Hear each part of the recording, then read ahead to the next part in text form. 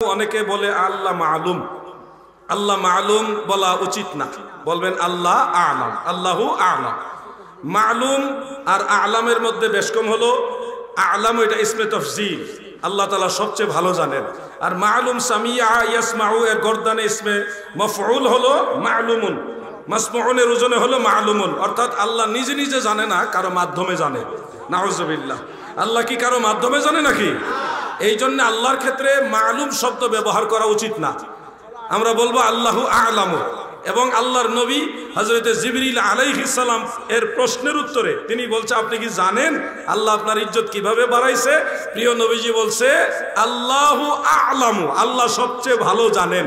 তখন জিবরিল বলে ইন্নাল্লাহ তাআলা ইয়াকুল, আল্লাহ তাআলা বলেছে ইযা যুকিরতু যুকিরতা মাই, হাবিব আমার যেখানে আমি আল্লাহর জিকির হবে সেখানে আমি আল্লাহর সাথে আপনি রাসূলের জিকির হবে। সুবহানাল্লাহ। কাবা ঘরের গিলাফের মধ্যে দেখেন যেখানে লা ইলাহা ইল্লাল্লাহ লেখা, পাশাপাশি ওখানে মুহাম্মাদুর রাসূলুল্লাহ।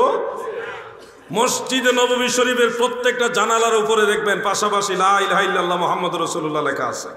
মূল মসজিদে নববী শরীফের ভিতরে লাইট যতগুলি ঝাড়বাতি রয়েছে, মোটা মোটা কাঁচের বাতি, এগুলি প্রত্যেকটার মধ্যে যেখানে লা ইলাহা ইল্লাল্লাহ পাশাপাশি মুহাম্মাদুর রাসূলুল্লাহ লেখা আছে।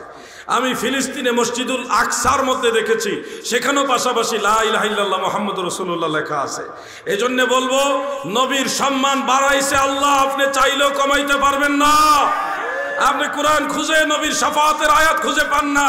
উনি আয়াত পাইছে নবীজি নাকি উম্মতের বিরুদ্ধে মামলা দায়ের করবে, অথচ সেই আয়াতে যেই কথা আছে এটা হলো আল্লাহর রাসূলের উপরে যখন কোরআন নাজিল হতো তখন মক্কার কাফের মুশরিকরা দয়াল নবীজিকে টিটকারি করত, ব্যঙ্গ করত, তিরস্কার করত। সেই কাফের মুশরিকদের বিরুদ্ধে আল্লাহর দরবারে আমার নবী মামলা দায়ের করবে। সেই কাফেরদের ব্যাপারে যে আয়াত নাজিল হয়েছে সেই আয়াত এনে উনি আপনাদের বুঝাচ্ছে নবীজি সুপারিশ করবে এটা কোরআনে নাই, বরং নবী উম্মতের বিরুদ্ধে মামলা করবে এটা কোরআনে আছে। আরে বোকা, মামলা নবীজি উম্মতের বিরুদ্ধে করবে না, মামলা করবে ইসলামের শত্রুদের বিরুদ্ধে। ঠিক কিনা বলে? কোন জায়গার আয়াত নিয়ে কই লাগাইছে? শাসার খবর এক জায়গায়, শাসি কান দেওয়ার এক জায়গায়। এজন্য বলবো এদের থেকে সাবধান। নবীজির মা বাবা নাকি জাহান্নামী। রাসূল করিম সাল্লাল্লাহু আলাইহি সাল্লাম আব্বা জান আম্মা জান দুইজনই জান্নাতি। ইমাম জালালউদ্দিন সুয়ুতী রাহমাতুল্লাহ আলাইহি তিনি এই ব্যাপারে একটা আলাদা কিতাব লিখেছেন। সেই কিতাবে কোরআন এবং হাদিসদের থেকে প্রমাণ করেছেন নবীজির আব্বা আম্মা দুইজনেই জান্নাতি। মুসলিম শরীফের যে হাদিসটা আছে ইন্না আবি ওয়া আবাকা ফিন্নার, তোমার বাবা আমার বাবা দুইজনেই জাহান্নামে, এই হাদিসটা আপনাকে আরো একটু স্টাডি করতে হবে। কারণ এখানে একজন রাবি আছে হাম্মাদ বিন সালামা, উনি রাবি শেখা হইলে উনি হাদিস বর্ণনা করার সময় অনেক ভুল করতেন।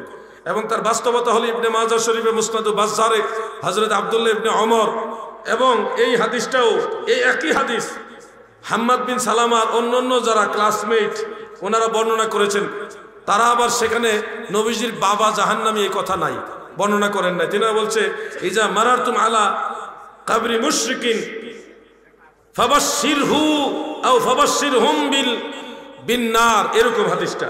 তোমরা যখন কাফের মুশরিকদের কবরের পাশ দিয়ে যাবে তাদেরকে জাহান্নামের সুসংবাদ দিবে। ওখানে নবীর বাবা জাহান্নামে এই কথা নাই, শুধু হাম্মাদ বিন সালামা এককভাবে এটা বর্ণনা করেছে। আর ওনার ক্লাসমেটটা একই হাদিস হযরত আনাস রাদিয়াল্লাহু থেকে অন্য ছাত্ররা সাহাবেত আল বুনানি সহ অন্য ছাত্ররা বর্ণনা করছে, ওখানে নবীর বাবা জাহান্নামে এই কথা নাই। ইবনে মাজাতে মুসনাদে বাজ্জার ইবনে ওমর রাদিয়াল্লাহু আনহুমা তিনার থেকে এই হাদিসটা মনে হচ্ছে, সেখানে নবীর বাবা জাহান্নামে এই কথাটা নাই। অতএব হাদিসে একটা সনদ বললে হবে না, একটা মতন বললে হবে না, আরো মতন পড়তে হবে আপনাকে।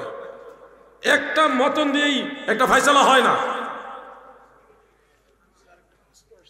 জি, সালাম নেবেন। জি, ওয়ালাইকুম সালাম। হুজুর, এক বক্তা বলেছে সূরা ইয়াসিনের যে প্রথম ইয়াসিন এটা তো হরফে মুকাত্তাআত, সে বলেছে আল্লামা ফখরুদ্দিন রাজি রহমাতুল্লাহ তার তাফসিরে বলেছে ইয়া নাকি হে বলা হয়েছে, তা আর সিন নাকি সাইয়্যেদ বলেছেন। এখন হুজুর হুরুফে মুকাত্তাআতের, আচ্ছা বুঝতে পারছি, ইয়াসিন এটা হুরুফে মুকাত্তাআত, এটা হলো মুফাসসিরিনে কেরাম বলেছেন। আবার হযরত আব্দুল্লাহ ইবনে আব্বাস রাদিয়াল্লাহু আনহুমা যিনি রাইসুল মুফাসসিরিন তিনি বলেছেন ইয়া দ্বারা ইয়া আর সিন দ্বারা সাইয়্যেদ বা সাইয়্যিদি বা অনেকে ইয়াসিন এই নামটাকে এটাকেই আল্লাহ রসুলের একটা নাম বলে উল্লেখ করেছেন, তফসিরে জালালাইনের হাসিয়ার মধ্যে আছে। তো এই জন্যে প্রত্যেকটা বিষয় আছে, তফসিরে কবিরের মধ্যে এটা আছে।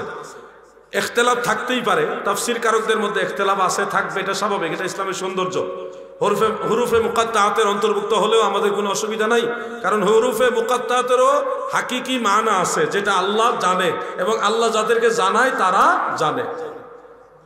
অতএব কোনোটার কন্ট্রাডিকশন না, একটা বিপরীত না, আপনাকে বুঝে নিতে হবে। ধন্যবাদ।